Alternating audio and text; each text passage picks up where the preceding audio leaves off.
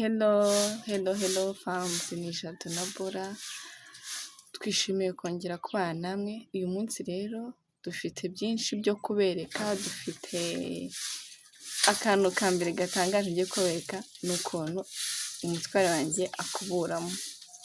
Uri kumva aha ngaha mu rugo iwacu ntabwo tugira ngo uyu munsi ngo aha ngaha ni umugore, aha ngaha ni umugabo. Gusa icyo tugira, uyu munsi akazi kawe ni aka, ejo ni akazi kanjye, nawe aka ni akawe. Rero uyu munsi umutware wanjye yakoze amasuku yo gukubura. Ntabwo ari ukubikora gutyo gusa kuko ari kuri kamera, n'ubundi asanzwe abikora. Ntabwo ari umugabo wijena ku buryo yavuga ngo mu gihe ndi mu tundi turimo twabyutse twese dufatanya imirimo, ntabwo ari umuntu wakwijena ngo ntabwo yamfasha gukubura, ntabwo yamfasha koza ibyombo, ntabwo yamfasha gukoropa. Mwarabibonye twabetse akavideo ari gukoropa, ari gufura. Ibyo rero ntabwo tubikora gusa kuri kamera. Icyo mpamvu tubikora kuri kamera ni uko hari abantu bibaza ubuzima bwiwe uko tubayeho, ese akavuga ati ese wundi Jado buriya hari ikintu afasha umugore we nk'abandi bagabo mu buryo runaka. Rero umutware wanjye aramfasha kandi bikanezeza cyane. Uyu munsi rero dore arimo arakubura, akubura yitonze kandi byose abigenza neza. Sheri, suhuza abakunzi bawe. Nizere ko mumeze neza. Uko twabibabwiye ni ukuri, twabwiye ko hari abantu benshi bakomeje bambwira ati Jado, ati si buriya gusa ushoboye? Avuga ati njyewe nzaza mbereka ibintu byinshi nshoboye bitandukanye.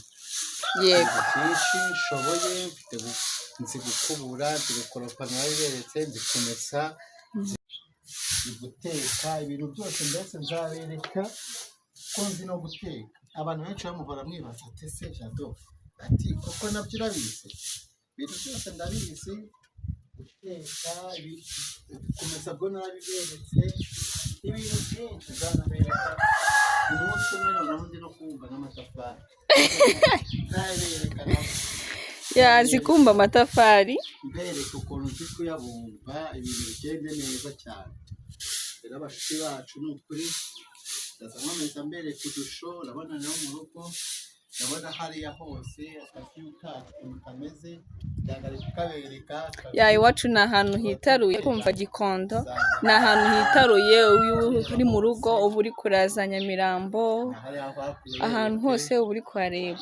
Mu mujyi ahantu hose uba witaruye, mbese uba uri kureba umujyi wose uko umeze.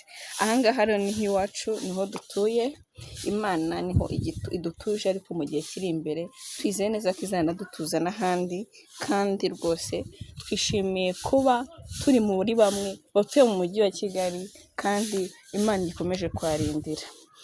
Ciao, turabakunda. Yari Jado na Bora.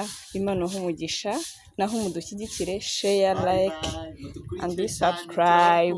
Imana ibahe imigisha kandi mukore share, comment and subscribe. Love you.